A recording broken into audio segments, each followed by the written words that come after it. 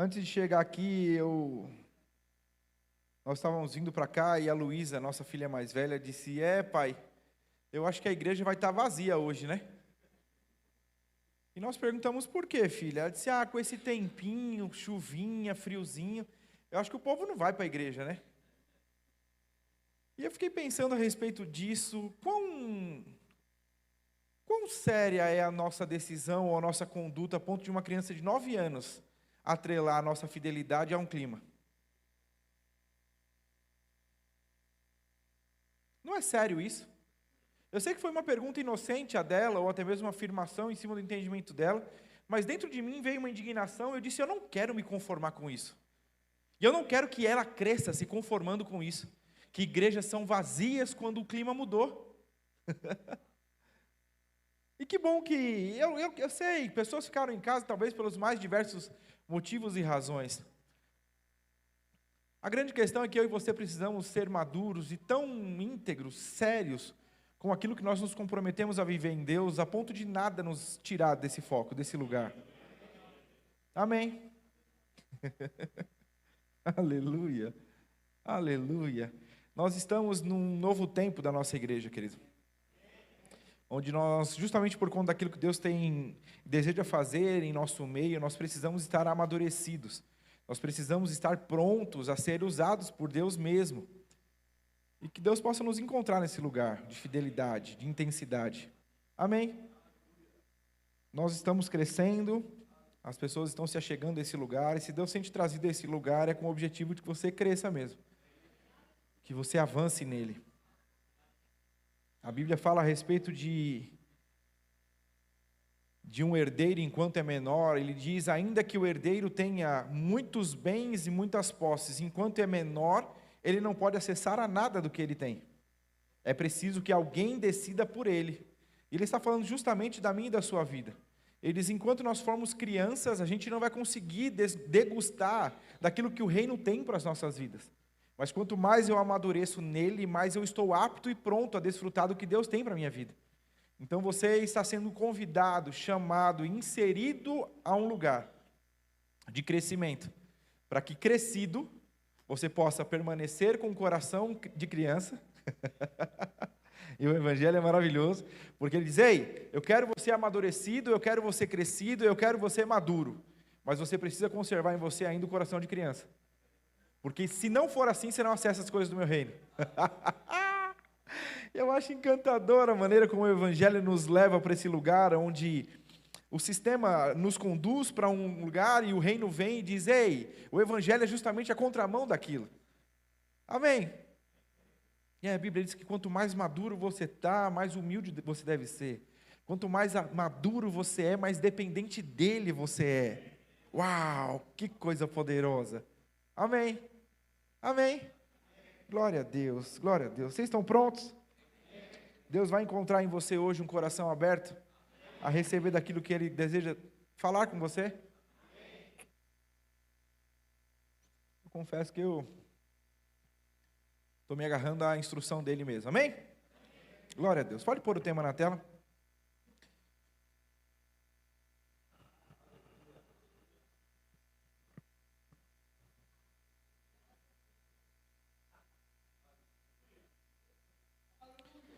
Eu estava em um culto, e então veio, quase que como um outdoor, essa palavra a mim. Já faz alguns cultos, na verdade. E eu estava perguntando ao Senhor: quando seria que nós falaríamos sobre isso? Aprove ao Senhor que fosse hoje pela manhã. Amém? Então, se você está aqui, essa palavra não é para quem não veio, é para você. Olha que coisa! Nossa, pastor, essa palavra dá muito certo para fulaninho que não está. Então, Deus queria alcançar você mesmo. Pastor, você está querendo dizer que a pessoa que não veio foi ideia de Deus que não... Não. Eu só quero que você olhe para a tua vida. E deixe que os outros Deus vai tratar. Eu quero que você abra a sua Bíblia. Eu não estou bravo não, tá? Tá tudo bem. Eu quero que você abra a sua Bíblia, por favor, em Lucas, no capítulo 7. No nosso dicionário, essa palavra, você não vai encontrar na Bíblia um versículo falando sobre ser extravagante. Pastor, então você está fugindo da Bíblia. Calma, calma. Está tudo bem, fica tranquilo. A Bíblia fala de comportamentos, fala de pessoas que acertaram e erraram, pessoas que foram intensas e não foram intensas, pessoas que foram obedientes e não foram obedientes. Vocês estão comigo? Já pensou que maravilhosa é a palavra de Deus, a Bíblia, que eu e você temos acesso hoje? Porque ela não fala de pessoas que só acertaram. Se nós tivéssemos na Bíblia só pessoas que obedeceram e acertaram, você já pensou quão frustrante seria para mim e para você ler a Bíblia? Talvez nós leríamos dizendo, então, eu preciso chegar nesse lugar, e quando nós falhássemos, a gente ia ficar desanimado, dizendo, esquece, isso aqui é só para quem estava lá mesmo, eu não consigo chegar lá. Mas a gente vê pessoas que erraram, e erraram de novo, e erraram de novo, mas existia um tempo onde elas estavam tão perto de Deus que elas não erraram mais. E a gente pode olhar para a palavra de Deus e dizer, ué, se deu certo para um, vai dar certo para o outro. Se ele conseguiu, eu também consigo. Amém. E nós vamos falar a respeito de duas histórias, onde nós vamos ver pessoas extravagantes. Eu entendi dessa forma. Pessoas que foram intensas no que elas estavam expressando. E eu não sei, eu creio que Deus quer falar com você, esteja aberta mesmo, esteja aberta, para que Ele possa encontrar lugar no teu coração. No nosso dicionário, extravagante quer dizer excêntrico. Que não faz parte da maioria. Que se afasta do senso comum. Que se destaca por ser estranho ou fora do comum.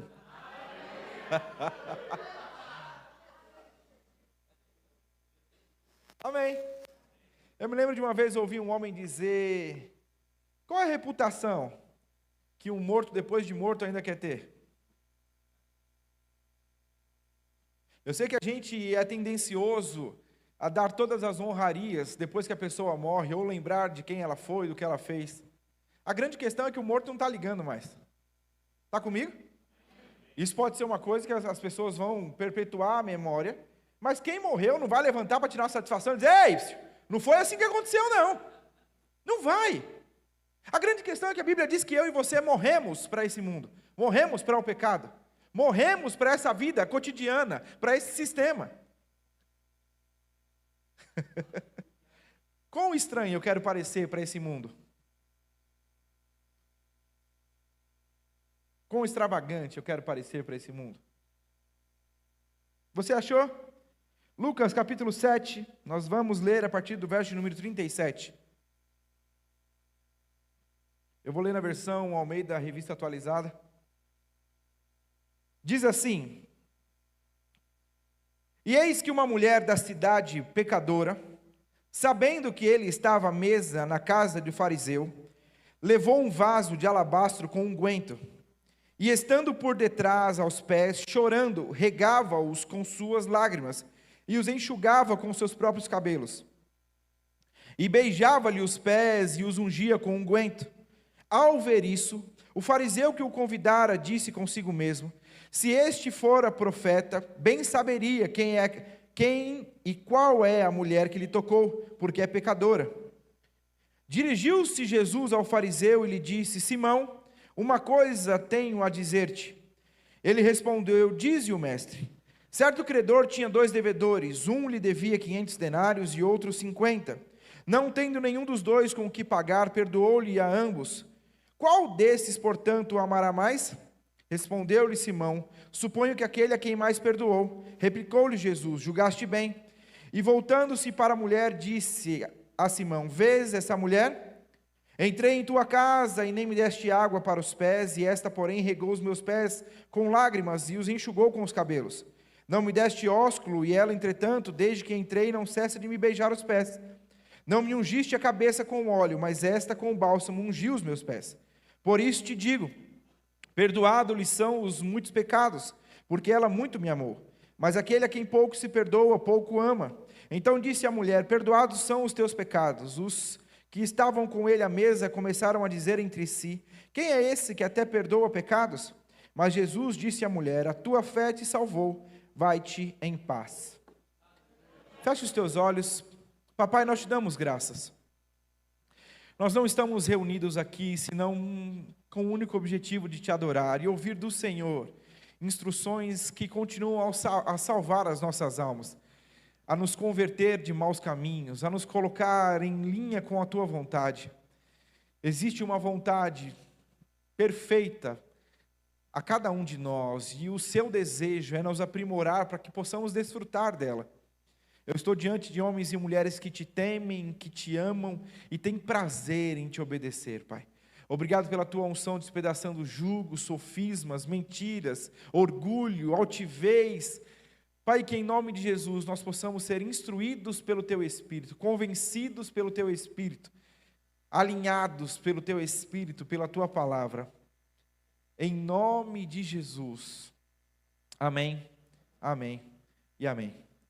Queridos, eu acredito que todos vocês, independente do tempo de igreja que você tenha, conhecem esse versículo, conhecem essa passagem, da mulher que foi até Jesus e derramou um perfume caro. O texto vai dizer, outras versões falam a respeito de quanto aquele perfume custava. Custou 1 ano de trabalho.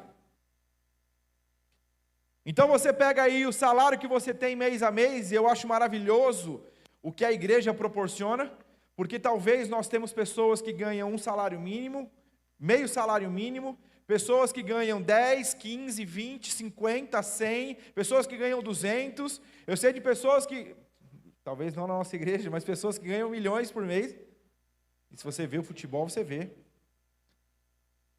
Você está pensando aí, qual que é? Será que ele está sentado do meu lado? A grande questão, querido, é que a Bíblia está falando de uma mulher que ela economizou ao longo de 1 ano, então ela compra um perfume, e ela, sabendo que Jesus estava na casa daquele homem, ela vai até lá e quebra. Essa foi uma atitude extravagante, essa foi uma atitude esquisita, foi excêntrica a atitude dela, foi fora do comum a atitude dela. E nós vamos conversar um pouco a respeito desse texto. Está comigo? Queridos, essa mulher, consciente de quem Jesus era e do que Jesus poderia ser e se tornar na vida dela, não mediu esforços de demonstrar a Ele a gratidão dela. E eu confesso que isso nasceu, depois que Deus me falou a respeito do que nós estávamos falando, eu comecei a meditar e Deus continuou falando comigo. Eu não sei quantos de vocês estavam aqui no domingo passado, nós recebemos o pastor José Roberto, de Guaratinguetá. E você percebeu o quão diferente ele é? Você está aqui? E esse é o jeito dele. Quando eu o conheci há tempos atrás e o vi ministrando, eu talvez estive na condição que eu comecei a pensar, será que tudo isso é necessário? Estou sendo muito pessoal, fica comigo aqui, está tudo bem. E eu comecei a pensar, e de repente eu comecei a justificar o porquê talvez ele era assim, depois que eu ouvi o testemunho. Se você não ouviu o testemunho dele, isso está gravado, você consegue ver, é um homem que cresceu em orfanato, que passou muita dificuldade, que tem um testemunho triste e sofrido, até que a palavra da fé encontra ele. Então essa gratidão por quem ele se tornou em Deus é evidenciada todas as vezes que você o vê e o ouve.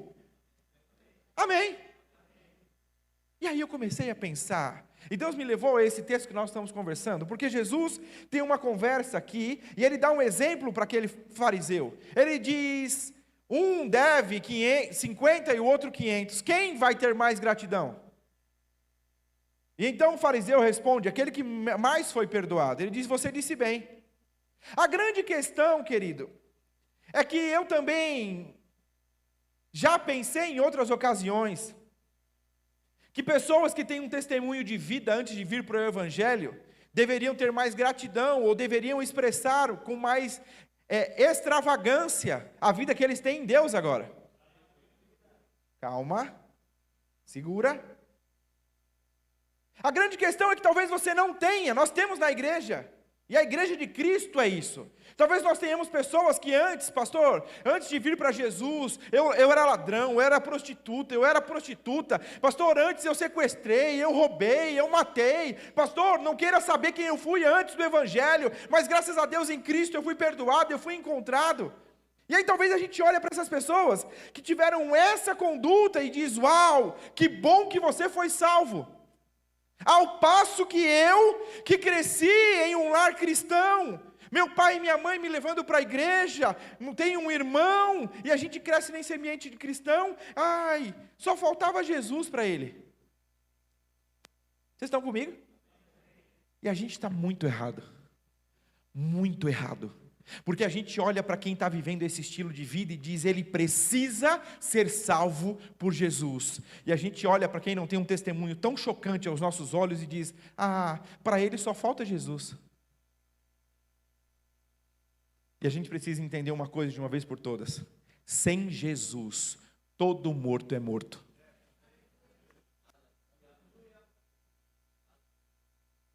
A gente não vai ter tempo de entrar nisso, mas Jesus aqui não está falando que pessoas que muito foram perdoadas deveriam ter um tipo de gratidão diferente de outras.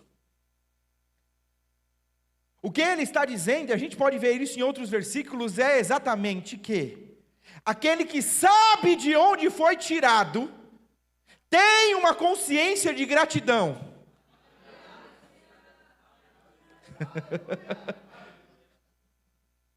Ele diz, ela faz o que faz, porque ela sabe de onde ela foi tirada.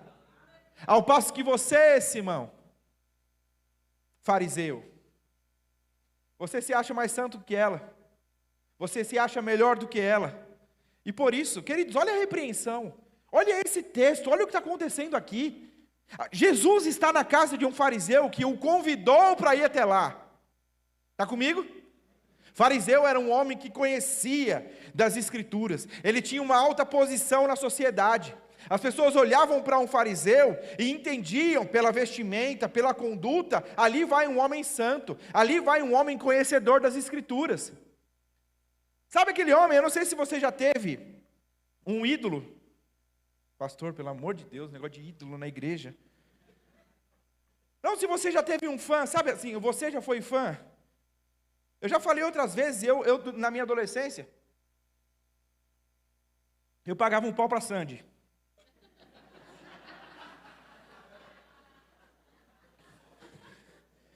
O pessoal está dizendo que só você que fez isso, só. E a Sandy para mim, assim, não era, não sei cantar as músicas, era uma coisa só da mulher Sandy mesmo, né? Desculpa, gente. Mas assim, aí você coloca num lugar que a revista transmite ela, você fala, essa menina, ela não deve feder. Ela não deve, banheiro dela, sei lá, o pum dela deve ser um negócio cheiroso, deve ser... Sabe coisas assim? Você está comigo? A grande questão é que nós somos tendenciosos, existe no ser humano algo que precisa ser quebrado pela palavra, que é essa coisa de colocar numa balança quem merece o perdão, ou quem pelo nosso crivo é menos mal ou mais mal. Nós fazemos isso. Eu lembro de um homem uma vez dizendo, se nós soubéssemos do avesso, do íntimo, quem senta do nosso lado, talvez nós não teríamos coragem de sentar do lado dessa pessoa. A grande questão é que todo ser humano é mau, até que seja encontrado por Cristo Jesus. E é essa a condição, querido.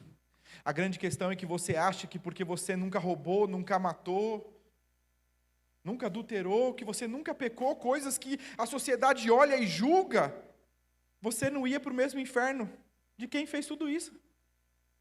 Era capaz de descer no mesmo elevador.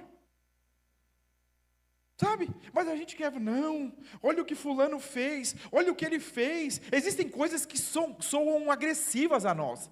Eu sei, porque a gente estava conversando esses dias de um homem que foi preso, a maneira como ele matou o pai. A gente vê no noticiário, vocês viram, o jovem que fez o que fez de um dia aí. O mundo é mau, as coisas caminham para ir de mal a pior.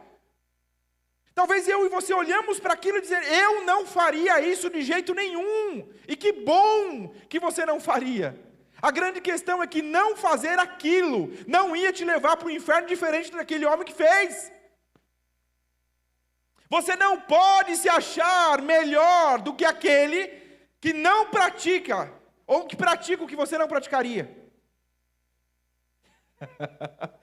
Ai, pastor, eu vou mudar de igreja.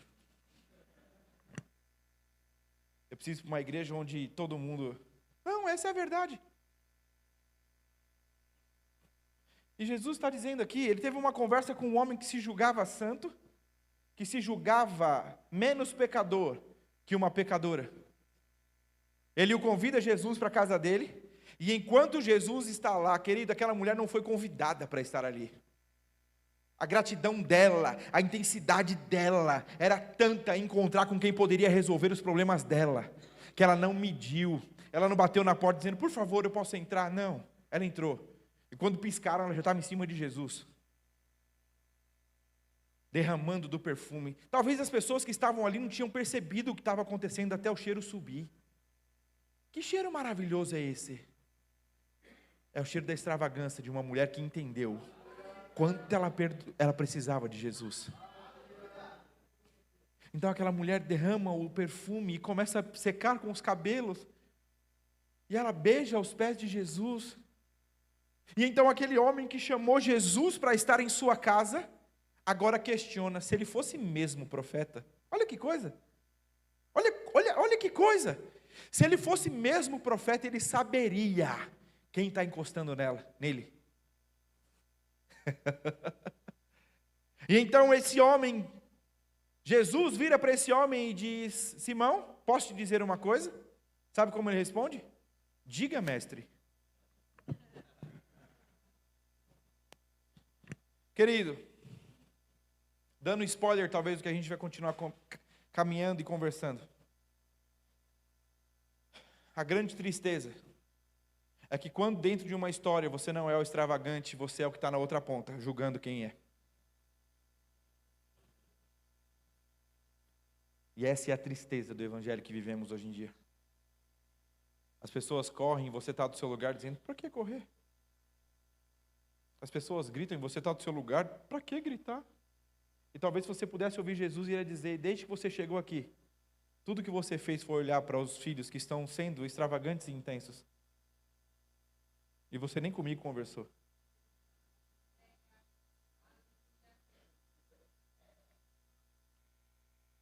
Eu acho que é quando eu estou de óculos que eu prego mais sério assim. Porque olha, gente, põe para mim, por favor, de novo. Do jeito que eu colo aqui, não dá para saber quais são os versículos. Põe lá Lucas 7.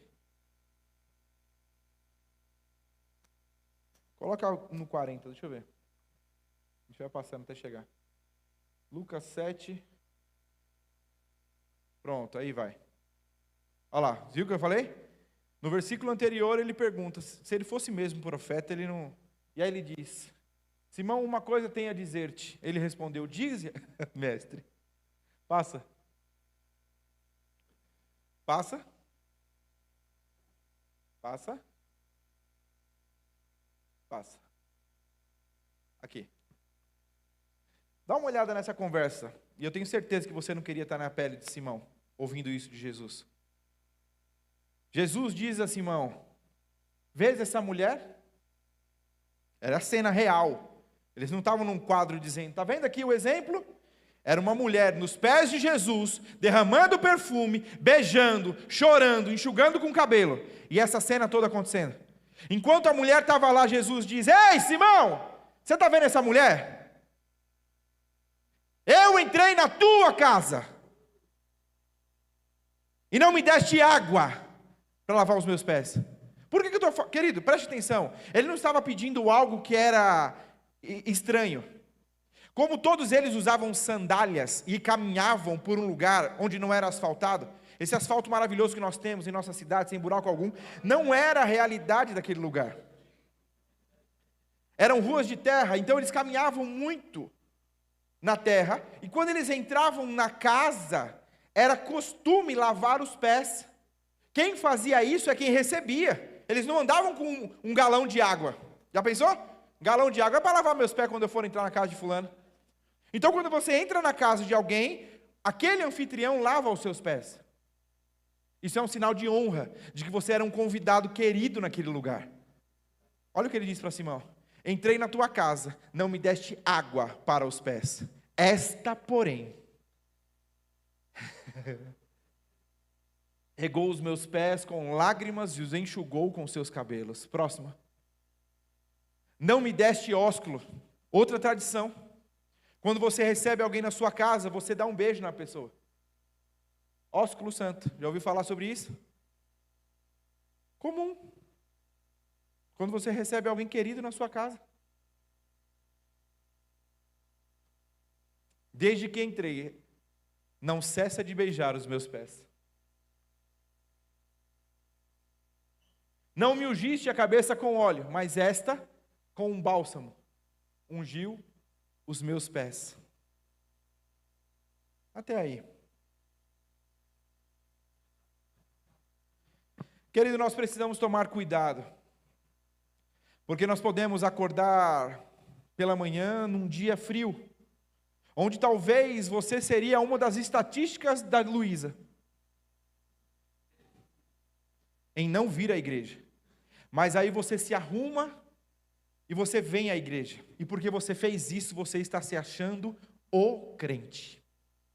Afinal de contas, pastor, eu venci o meu sono, eu venci a minha preguiça, eu venci. Você não fez mais que obrigação. O problema é que se eu não pensar certo acerca do que eu preciso pensar, eu vou me colocar numa posição que não está agradando a Deus. Você acha que porque você veio ao culto, você é melhor do que aquele que não veio? Ei, Deus não te deve nada.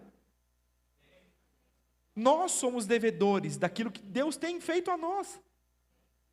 A grande questão é que eu e você vamos nos colocando numa posição onde eu sou o santarrão, onde eu sou a pessoa que, e quando alguém faz alguma coisa, dê um grito, alguém fez alguma coisa, não, sem necessidade. Mas pastor, então quem não grita, quem não corre, não é alguém consciente da gratidão? Não estou dizendo isso. É maravilhosa a maneira como Deus nos fez, cada um ao seu jeito, cada um à sua maneira. Deus respeita isso. A grande questão é que dentro do seu temperamento, do seu jeito, se você é consciente de onde você foi tirado, você vai ser extravagante à sua maneira. Agora, Deus nunca nos mandou estar na posição onde nós vamos julgar aqueles que estão fazendo coisas que nós não tivemos coragem de fazer.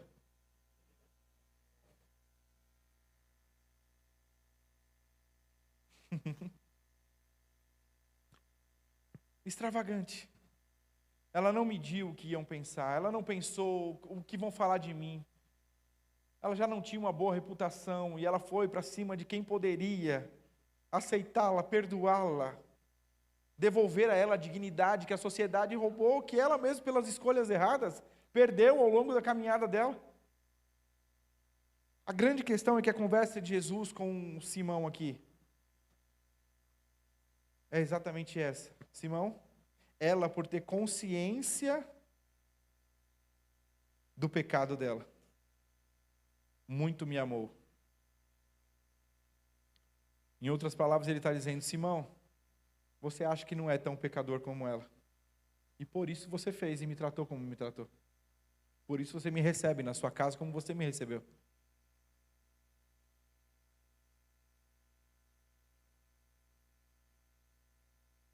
Qual é o nível da minha gratidão por aquilo que eu tenho vivido em Deus?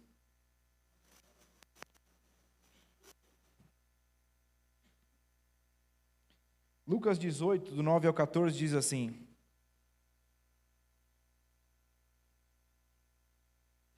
propôs também essa parábola a alguns que confiavam em si mesmos.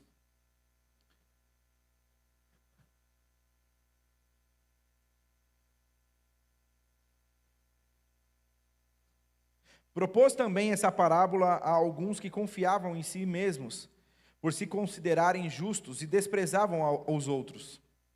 2 homens subiram ao templo com o propósito de orar, um fariseu e o outro publicano. O fariseu, posto em pé, orava de si mesmo para si mesmo, desta forma: ó Deus, graças te dou, porque não sou como os demais homens, roubadores, injustos e adúlteros, nem ainda como esse publicano. Jejuo 2 vezes por semana e dou dízimo de tudo quanto ganho.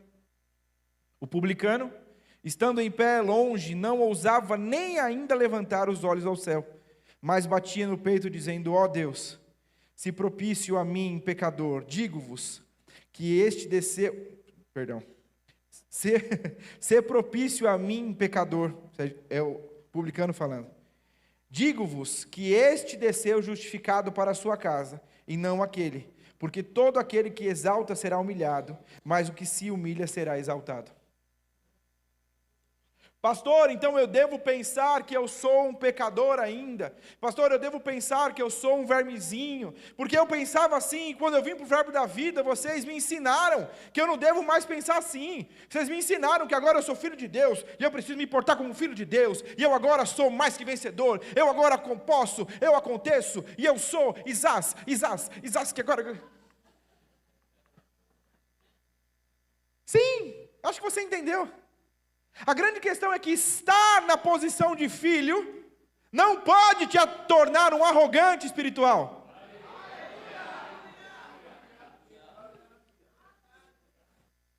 Você não foi feito filho para agora não compreender os teus irmãos. Sabia que aquele que ainda rouba, mata, faz o que você abomina, por causa do entendimento que você tem hoje, é seu irmão? Ele só ainda não está consciente disso?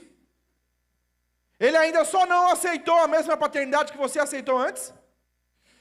Ai, como isso mexe com... Ai, poxa, pastor, vamos deixar cada um no seu canto, não mexe com isso não.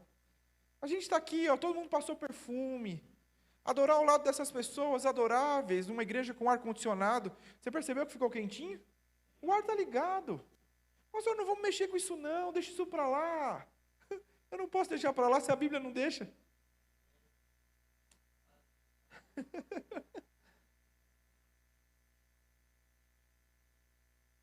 E aí Jesus dá esse exemplo. Ele fala de alguém que aos olhos da sociedade, dele mesmo, é alguém cheio. Ao passo que outro vem e diz: eu sou consciente de quem eu era. E aqui vale lembrar, querido, que é uma oração, é um exemplo que Jesus está dando antes da morte e ressurreição dele.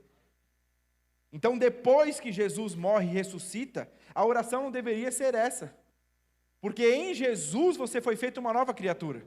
A Bíblia diz que podemos nos achegar ousadamente ao trono da graça. Você é co-herdeiro com Cristo Jesus, em Deus. Amém? A grande questão é que não é mais para você bater no peito e dizer: ó Senhor. Eu conheço uma pessoa que todas as vezes que ia orar mudava a voz. Mudava a voz e ele dizia: Senhor, eis aqui o seu filho. E acabava a oração e dizia: e aí, vamos lá? E parecia um negócio que se fosse orar seguido ia mudar a voz de novo. Oh pai, porque quantas coisas. Peraí, até o dia que eu conversei com a pessoa, na verdade não conversei, eu ensinei ela de um outro jeito.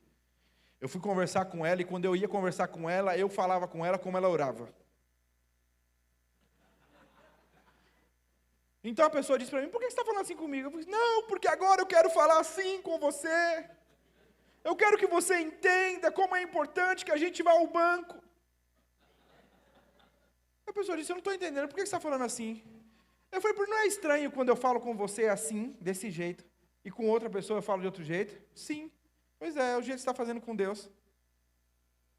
Você está querendo impressionar Deus com a voz que Ele sabe quem é você.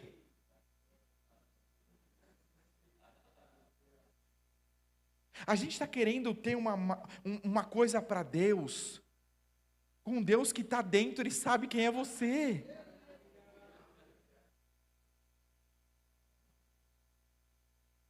Então, se você de repente ainda entra na igreja e tem o hábito de se ajoelhar para entrar na presença de Deus, querido, você vai ver que nessa igreja ninguém ajoelha para entrar na presença. Por quê? Porque a gente já entendeu que a gente está na presença. A presença não sai. Você não entra num lugar que você nunca saiu. Agora, quão consciente eu estou disso?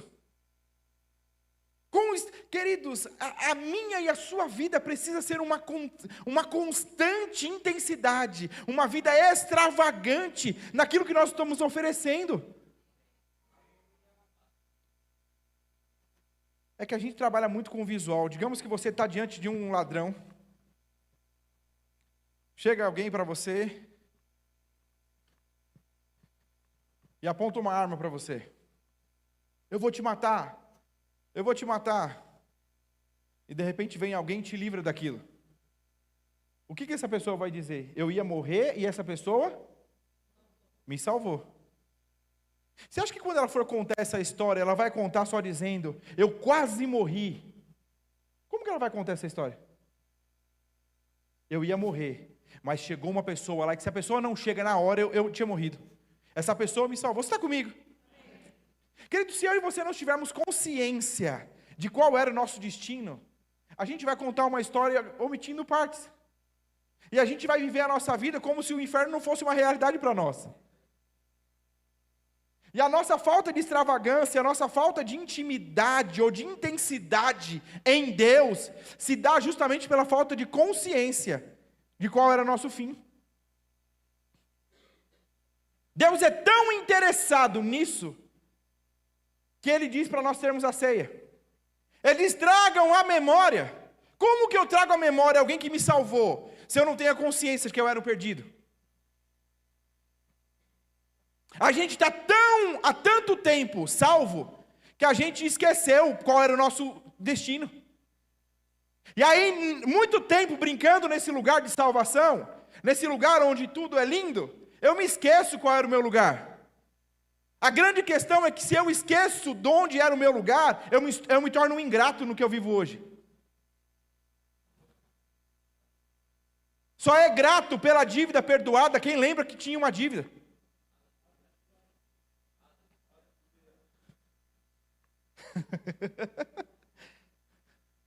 Por que essa mulher fez tudo o que fez?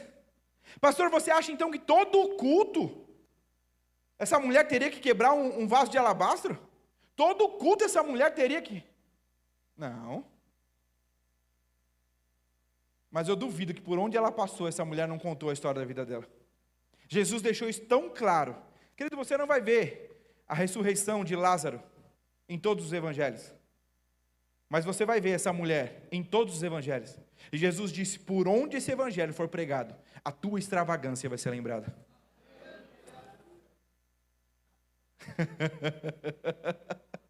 Quando contarem a respeito de como Deus te salvou, vão se lembrar da extravagância e ingratidão que você tem? Vão se lembrar da extravagância em consciência de onde você foi tirado? A gente tem, querido, por conta da nossa forma de viver, a gente tem todas as versões da Bíblia. A gente vai encarando esse evangelho de maneira muito light, muito tranquila. É muito tranquilo. Não, pastor. O evangelho nunca foi um lugar onde você vem do jeito que você está e permanece, querido. O evangelho não é isso. Evangelho sem transformação não é evangelho. Se você veio para Jesus e não está mudando de vida, recalcule se você de fato fez Jesus Senhor da sua vida. Não, pastor, eu estou nessa igreja aqui há um tempão, mas não mudou muita coisa não. Então você não se... Ai, ai.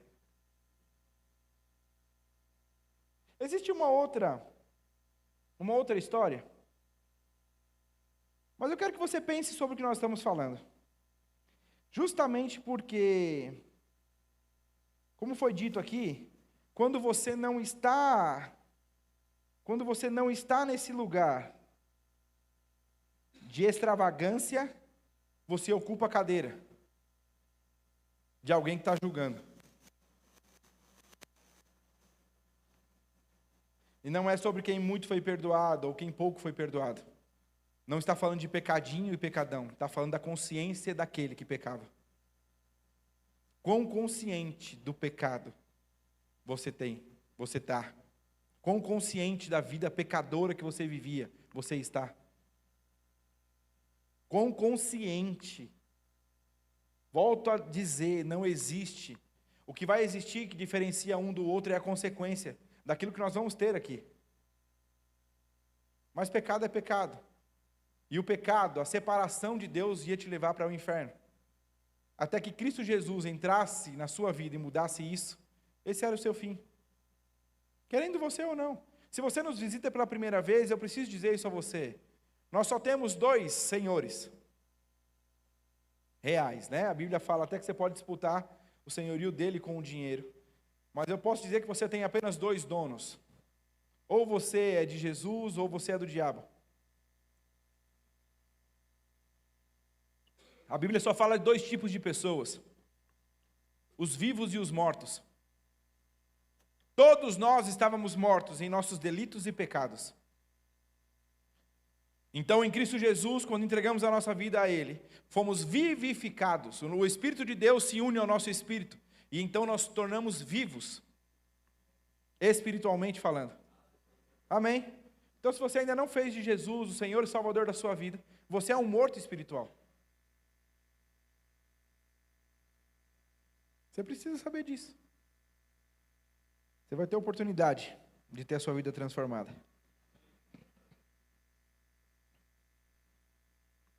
2 Samuel 6, a partir do verso de número 12, diz assim: Então avisaram Davi, dizendo: O Senhor abençoou a casa de Obed-edom e tudo quanto tem, por amor da arca de Deus.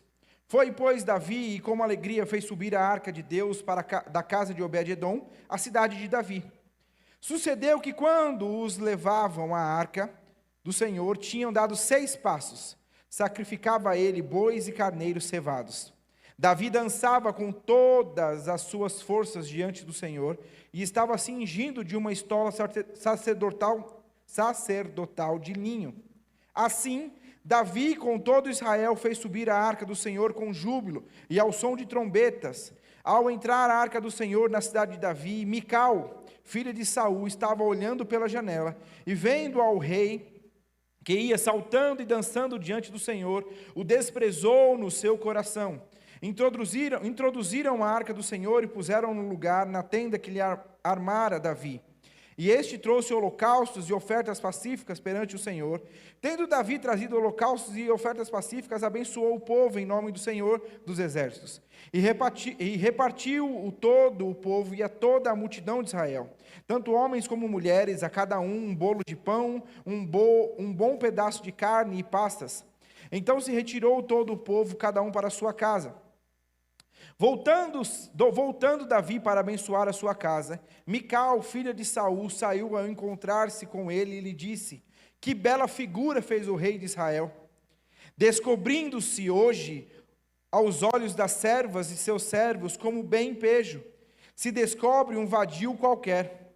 Disse, porém, Davi a Mical: Perante o Senhor, que me escolheu a mim antes que a teu pai e a toda a sua casa, mandando-me que fosse chefe sobre o povo do Senhor, sobre Israel, perante o Senhor, me tenho alegrado.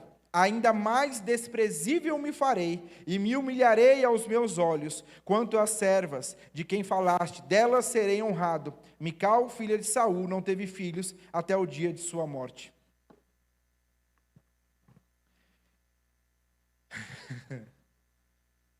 Obrigado, André. Vem comigo, o pessoal está muito... Você conhece essa história? A presença de Deus habitava em uma arca, uma caixa, e ela ficou por 20 anos na casa de Abinadab. Então o rei Davi vai buscar essa arca. Ele busca de um jeito que a Bíblia não dizia que deveria ser transportado. Ele põe em carros de boi, e quando ele está transportando, o carro tropeça, e ali, próximo à casa de Obed-edom, quando a arca vai perigar cair, Uzá põe a mão, e a Bíblia diz que quando ele põe a mão, ele caiu, morto. Então, todo aquele pessoal fica triste com o que aconteceu, assustado, e eles deixam a arca na casa de Obed-edom. Isso é uma outra ministração. Mas consciente da presença de Deus, você pode desfrutar das bênçãos de ter a presença em você, amém? A Bíblia não diz que aconteceu nada na casa de Abinadab, a presença de Deus estando lá por 20 anos. Mas a presença de Deus na casa de um homem consciente da presença, em 3 meses, revolucionou a casa dele. Se você for consciente da presença que você carrega, você prova dessas bênçãos em todas as áreas da sua vida. Mas ok. Então a Bíblia diz que Davi deixa a arca lá e vai embora, sem a arca, eles estavam tristes. E tempos depois de 3 meses, chega até Davi a fama do que a arca estava fazendo na casa de Obed-edom. Estava prosperando tudo lá. Então a Bíblia diz que agora ele faz do jeito certo.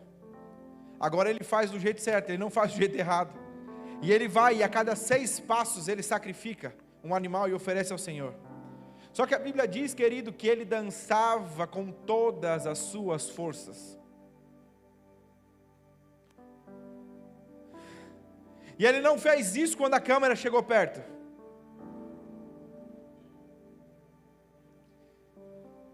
Ele fez isso o caminho todo. Não estavam transmitindo ali. Não era uma live ao vivo, então Davi dançava. Não era. Ele estava feliz, ele estava grato demais, porque agora ele teria presença junto dele em Israel. Então a cada 6 passos, dançando, ele sacrifica e oferece ao Senhor. E quando ele entra em Israel, Mical, filho de Saul, como está dito, olha para a atitude do rei e diz: que desprezível um rei dançando assim. Um rei tem que conservar a posição dele, um rei tem que ser alguém. Não satisfeita em julgar a distância, muito da petulante, ela vai até o rei e diz: ei, muito bonito um rei se portar como você. Como pode ser a nossa falta de noção, né? Ela chega para o rei e diz: muito bonita a sua atitude, pulando desse jeito, aparecendo aí as suas pernas enquanto você pula, para as suas servas e seus servos te vendo. Que vadio, que desprezível a tua atitude.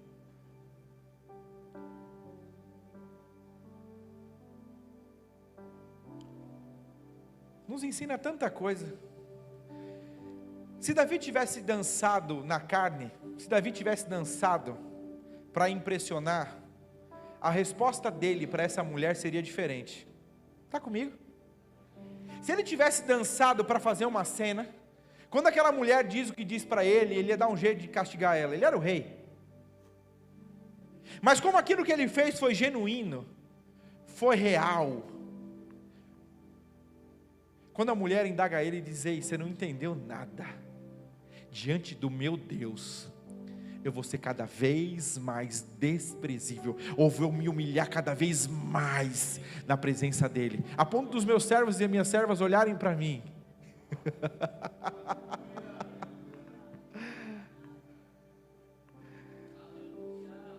Ei, você está muito preso à tua reputação, você está muito preso ao que vão pensar, você está muito preso. Eu conversava com um homem essa semana e ele dizia: pastor, mas se eu for voltar para a igreja, o que vão pensar? E eu peguei o telefone e disse: fala para mim, qual foi o nome da pessoa aí dentro que morreu por você? Fala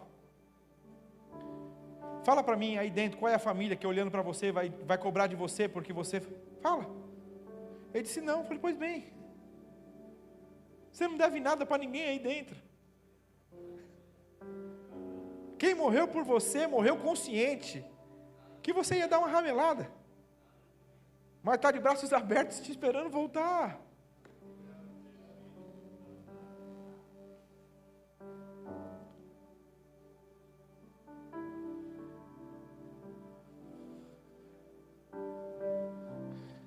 A grande questão é que agora que você se torna um cristão, você é alguém que você não era. Pastor, quando eu era do mundo, eu era tão mais alegre, eu era tão mais... E agora você veio para Jesus, você é isso aí? Não, é que lá eu bebia. Há quem diga que você reage quando bêbado do que você queria ser quando são, né?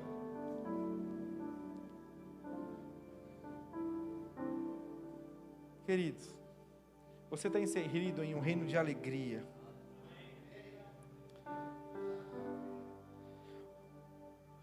Eu acho que a nossa maior dificuldade é porque a gente não colhe.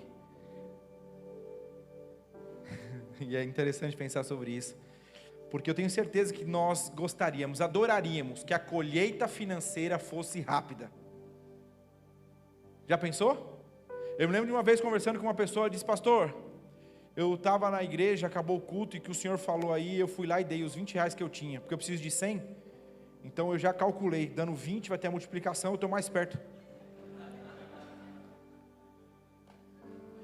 Você já pensou se fosse assim? A gente talvez não teria, todo culto você estaria ofertando?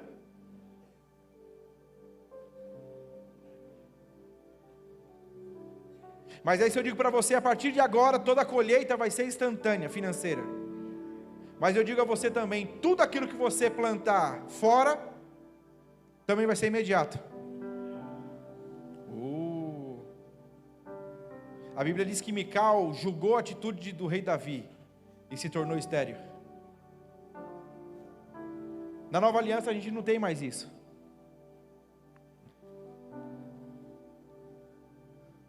Quando foram afrontar Moisés, por conta da atitude dele, ficaram com lepra. Ainda existem alguns homens de Deus que sobem no púlpito e dizem: se você falar mal da minha vida, vai acontecer tal coisa na sua. E não é verdade. Você só vai estar errando. Agora sim, tudo que você faz, você colhe. Agora, porque talvez nós temos vivido uma vida dentro do nosso sistema muito bonitinha. Pastor, só me faltava Jesus, então te faltava tudo. Eu quero que você essa manhã tenha essa consciência. Jesus não é tudo na vida daquele que peca aos teus olhos, ao passo que na vida do outro só falta Jesus. Jesus é tudo em todos.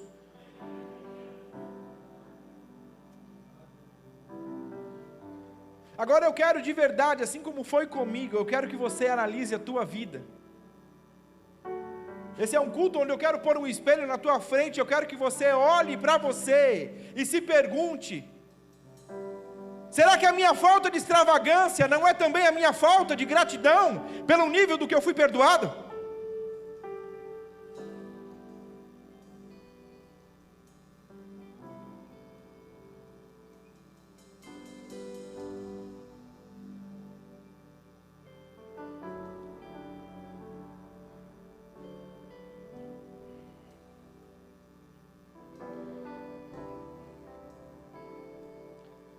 Falávamos esses dias, querido, Jesus vem à terra e Ele promete quando for embora e diz: fiquem aguardando, porque será derramado sobre vocês o Espírito. Então em Atos 2 a Bíblia diz que cerca de 120 estavam reunidos, e ouviu-se um som como de um vento impetuoso, que tomou aquele lugar. Então todos foram cheios do Espírito e começaram a orar em outras línguas. E aquilo foi um grande barulho, foi um grande estrondo. Ao passo que as pessoas que estavam passando e viam aquilo diziam: mas eles não são pessoas da nossa nação. Como eu estou entendendo o que eles estão falando na nossa língua? E cada um era um ajuntamento, as pessoas tinham ido a Israel com a ideia. Era histórico a reunião deles ali. E eles puderam observar o que estava acontecendo. Mas a Bíblia diz que outros olhavam para aquilo e zombavam. Ei, os que zombavam eram os que estavam fora daquilo. Eles não estavam provando e experimentando. Mas talvez você esteja dentro das paredes dessa igreja. Talvez você esteja participando dos cultos dessa igreja e seja alguém que, porque não está entendendo a dívida que foi perdoada, olha para aqueles que entenderam e zombam. Olham para aqueles que entenderam e diz: para quê? Por quê? Que em nome de Jesus você possa ouvir o Senhor dizendo a você: se você tivesse consciência de onde eu te tirei, a tua atitude não seria essa.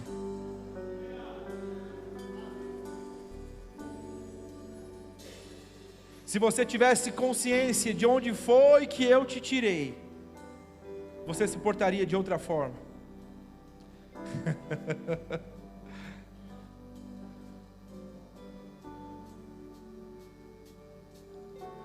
Uma pessoa que eu não tenho tanto contato me mandou mensagem esses dias dizendo: pastor, faz tempo que a gente não se fala, mas meu filho está doente, tem como você orar por ele? Eu disse: claro, vamos orar. Então essa pessoa veio conversar comigo uma outra ocasião, e eu estava falando para ela: poxa vida, mas por que você não faz isso?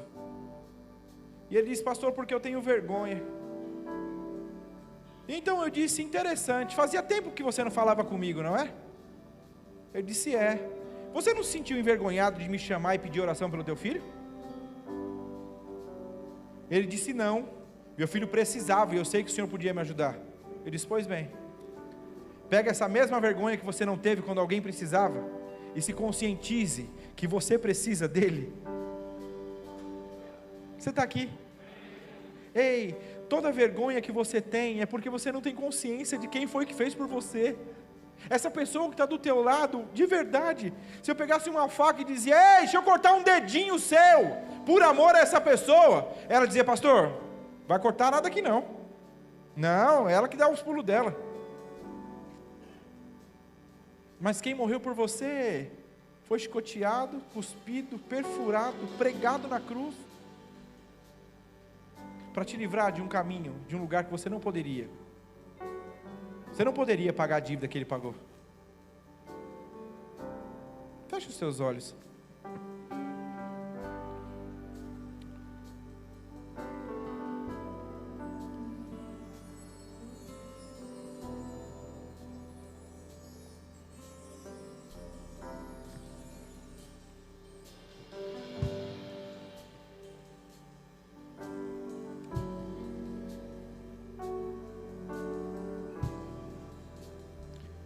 Espírito Santo de Deus,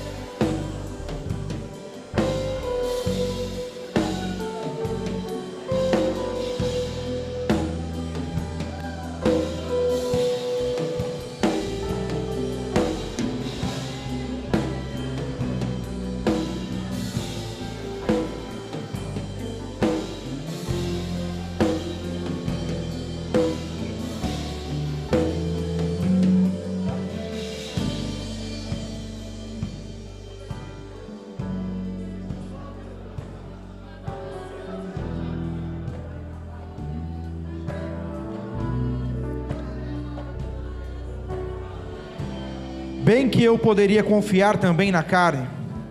Se qualquer outro pensa que pode confiar na carne, eu ainda mais. Circuncidado ao 8º dia, da linhagem de Israel, da tribo de Benjamim, hebreu de hebreus, quanto à lei fariseu, quanto ao zelo perseguidor da igreja, quanto à justiça que há na lei, irrepreensível. Mas o que para mim era lucro, isso considerei perda por causa de Cristo. Sim, deveras considero tudo como perda, por causa da sublimidade do conhecimento de Cristo Jesus, meu Senhor, por amor do qual perdi todas as coisas, e as considero como refúgio para ganhar a Cristo. Mas eu sou empresário, mas eu sou bem sucedido, mas eu tenho dinheiro, mas eu uso roupa de marca, eu ando em grandes carros. Ei, sem Jesus, tudo isso é perda.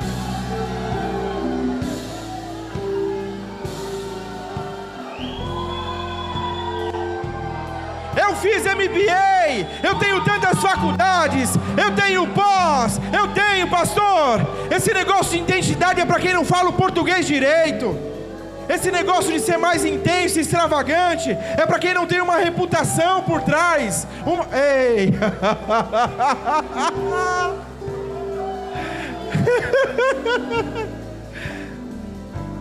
Show pra brabacandre quereria pra mloroia.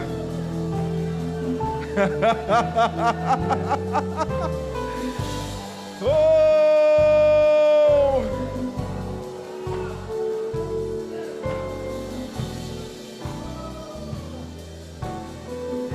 Qual foi o tamanho da sua dívida? Qual foi o tamanho do perdão da sua dívida?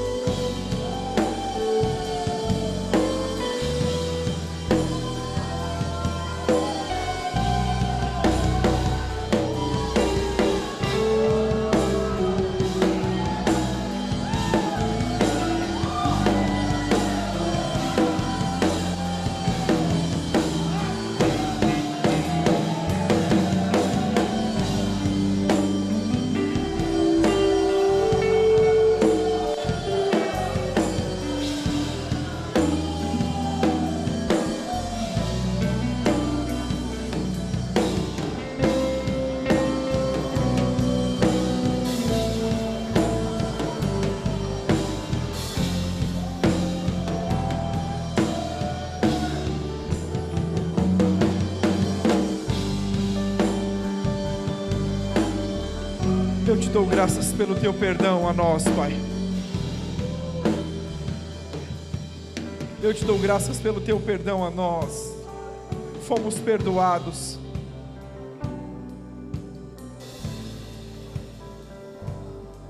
Reconciliados.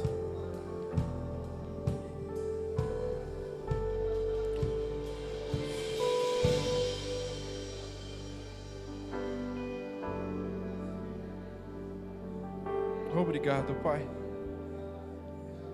Obrigado, Pai.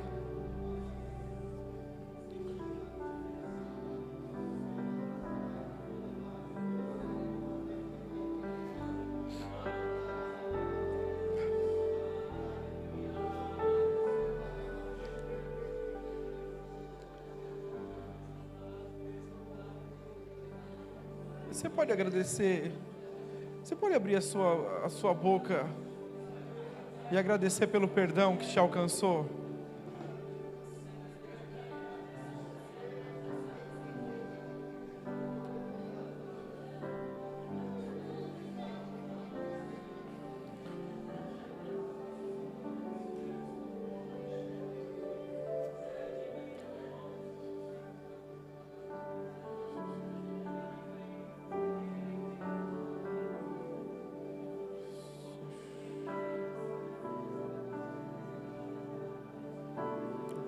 essa atmosfera, Pai.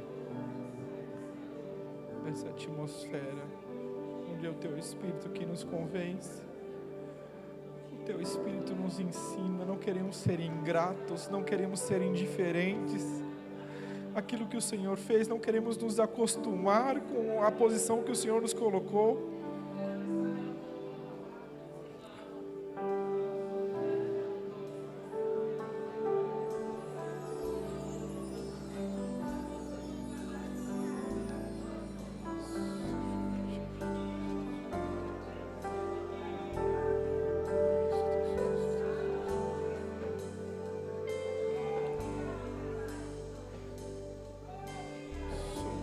Que falava sobre quereria pramloroio, sobre quereria pramos.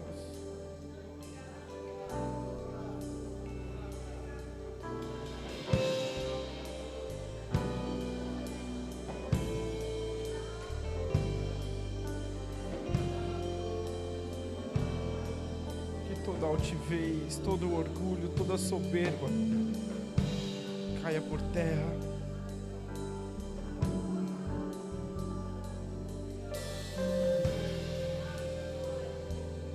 Em nome de Jesus.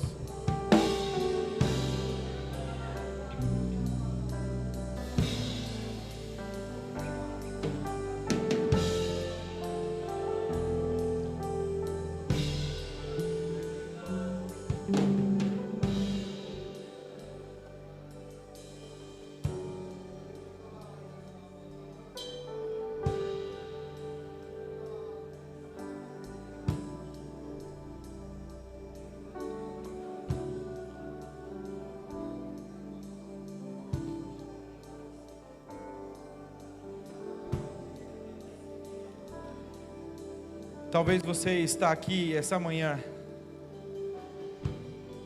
e você é uma dessas pessoas que diz: pastor, o que eu fiz no meu passado, eu não sei se Deus me perdoa. Eu tenho vergonha do que eu vivi no meu passado. Eu não me perdoo, eu tenho dificuldade de entender que Deus pode me perdoar.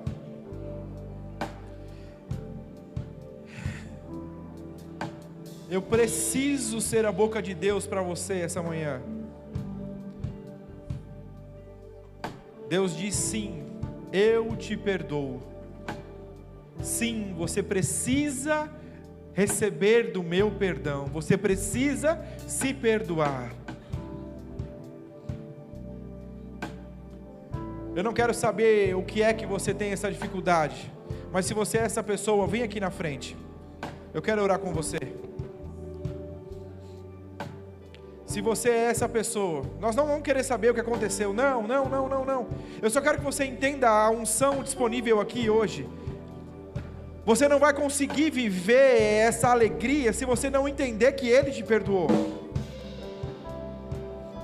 Se você está aqui, vem aqui na frente, eu quero orar com você.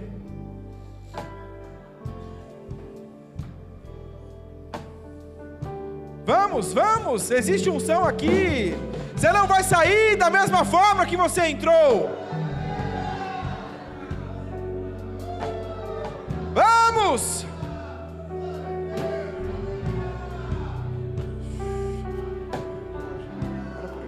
Camila. Vem. Vem.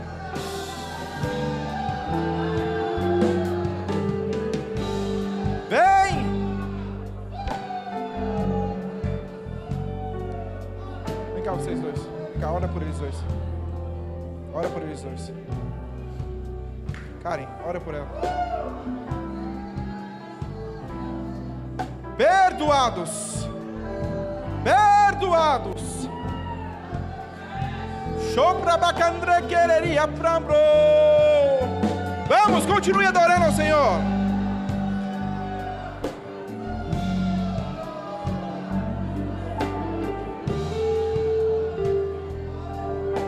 Seus pecados não me lembro mais.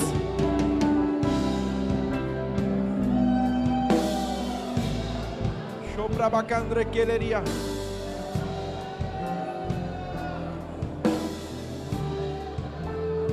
Shoba candra quereria prambro coproco sobre quereria prambro.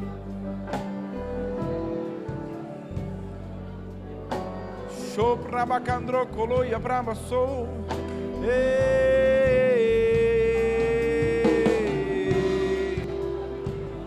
Pro prambra bacandro coio sori quereria prambro.